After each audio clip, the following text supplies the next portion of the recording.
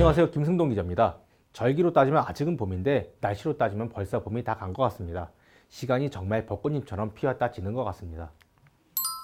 서울은 엄청난 이슈가 있었습니다.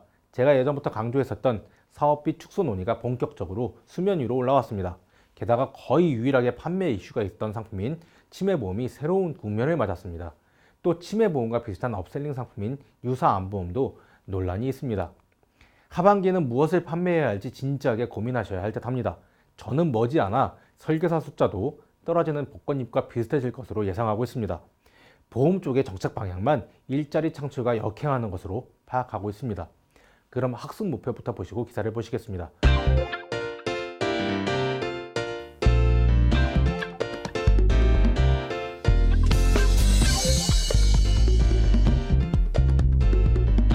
기사를 보시기 전에 지금까지는 날짜 순서에 따라서 기사를 배치했었습니다. 하지만 이번엔 중요 기사 순서로 기사를 배치했다는 점 참고하시길 부탁드립니다.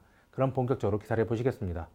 지난 4월 16일에 보험연구원 주최로 소비자 보호를 위한 보험상품 사업비 및 모집 수수료 개선 공청회가 열렸습니다. 연합뉴스에서는 그 공청회에서 발표한 내용을 토대로 기사를 작성했습니다. 우선 표준 해약 공제액을 초과하는 사업비를 줄이겠다는 내용이 나왔습니다. 지금까지 보험사들은 이 표준 해약 공제액을 20%에서 30% 정도 초과하는 상품을 만들어서 판매했었습니다. 이 초과분 20에서 30%를 부담하는 상품은 아예 공시를 해서 금감원의 눈치를 살피라는 게 주된 내용입니다. 결국 사업비가 줄어들 것이며 사업비 축소는 설계사 및 GA에 적지 않은 영향을 미칠 것입니다. 수수료 분급 비율도 강화해야 하며 초년도의 보험료보다 초년도에 수령하는 수수료가 적어야 한다는 내용도 나왔습니다. 구체적으로 수수료 분급은 초회 수수료는 전체의 25% 이내, 초년도 수수료는 전체의 50% 이내가 되어야 한다는 내용입니다. 이런 방법을 통해서 보장성 보험료를 최대 5% 이상 낮출 것이라고 보험연구원은 예상했습니다. 사업비를 낮추고 분급을 강화하면 수수료 중심으로 생존했던 GA와 설계사분들한테는 어떤 일이 벌어질까요? 깊이 한번 생각해 보시기 바랍니다. 제가 지난해부터 강조했던 것처럼 이제 본격적으로 겨울이 시작되고 있습니다. 지금까지도 추웠지만 이제 더 큰 추위가 올 것입니다. 겨울을 대비하기 위해 더 많은 준비를 해야 합니다. 4월 17일 한국경제에서는 손부업계 GA 확대에 지난해 대리점 수수료 더 뛰었다 라는 기사를 냈습니다.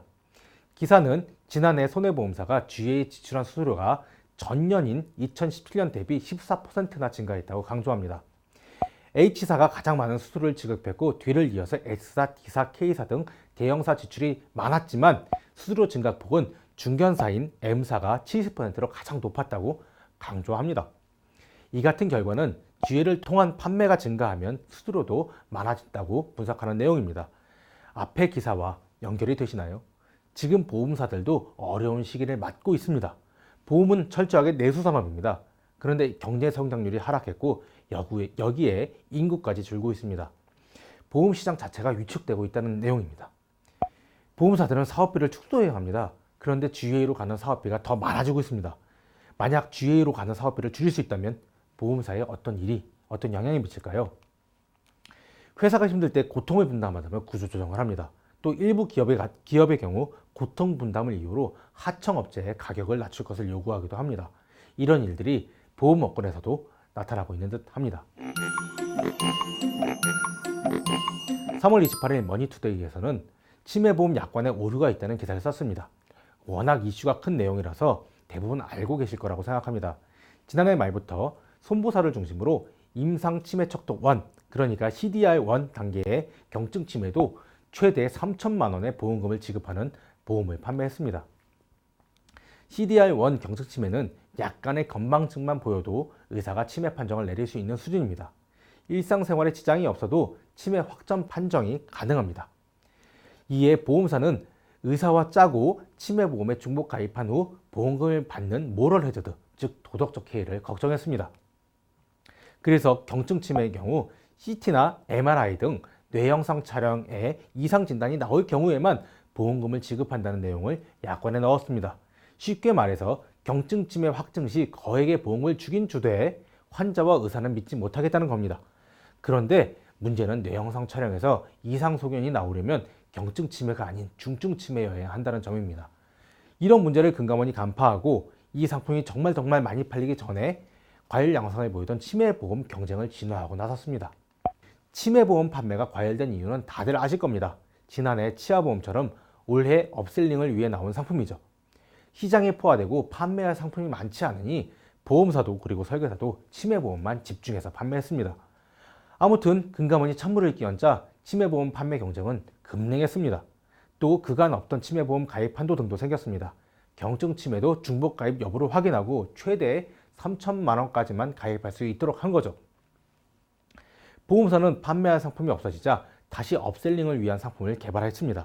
다음 기사에서 그 상품이 무엇인지 살펴보겠습니다. 뉴스필은 4월 10일 치매보험 과열 경쟁 유사암으로 옮겨 붙을 듯이라는 기사를 썼습니다. 암보험은 통상 일반암 3천만 원을 보장하면 고해감은 일반암의 2배인 6천만 원, 소해감은 일반암의 10분의 1인 300만 원을 보장하는 시기였습니다. 과거 판매 상품이 이랬기 때문에 암보험 가입자들은 노출 확률은 높지만 보장 금액이 작았던 소해감의 경우 보장 금액이 몇백만 원 수준일 수밖에 없었죠. 그래서 보험사들은 소해감 진단금만 높인 상품을 개발했습니다. 일반암 대비 소해감 보장 규모가 1.5배에 달하는 상품도 등장했습니다. 기존 암보험 가입자에게 소해감을 추가 가입하라고 권하는 상품이죠. 심지어 이 상품은 대형사들도 뛰어들었습니다. 치매보험과 비슷하게 이 상품도 과열 양상을 보일 것으로 예상되자 금감원은 부랴부랴 상품 자료를 각 보험사에 요청했습니다. 리스크가 얼마나 큰지 알아보겠다는 의미죠. 다만 금감원은 치매보험과 달리 유사 암보험은 약관에는 문제가 없고 다만 각 보험사가 얼마나 이 리스크를 감당할 수 있는지 여부만 파악하겠다고 했습니다. 그 이유는 암보험은 판매했던 기간이 굉장히 길어서 그만큼 통계가 많기 때문이죠. 그러나 어찌되었건 금감원이 진화에 나서자 유사한 보험도 마케팅 열기가 한풀 꺾였습니다. 마지막 기사를 보시겠습니다. 지난 4월 4일 뉴스원에서는 차보험 추나요법 연 20회 제한이라는 기사를 썼습니다. 지난 4월 8일부터 건강보험에서는 추나요법이 보장됩니다. 다만 자기부담금을 50% 이상 높여서 도수치료처럼 과잉진료가 되지 않도록 안정장치를 몇 가지 구안해놨습니다. 그런데 문제는 교통사고의 경우 피해자가 전혀 추나치료에 대한 비용을 부담하지 않아도 된다는 점이죠. 손해보험사들은 건보에서 추나요법을 적용하게 되면 도수치료처럼 과잉진료가 발생할 것이며 이 경우 자동차보험 손해율 상승으로 이어질 거라고 예상했죠.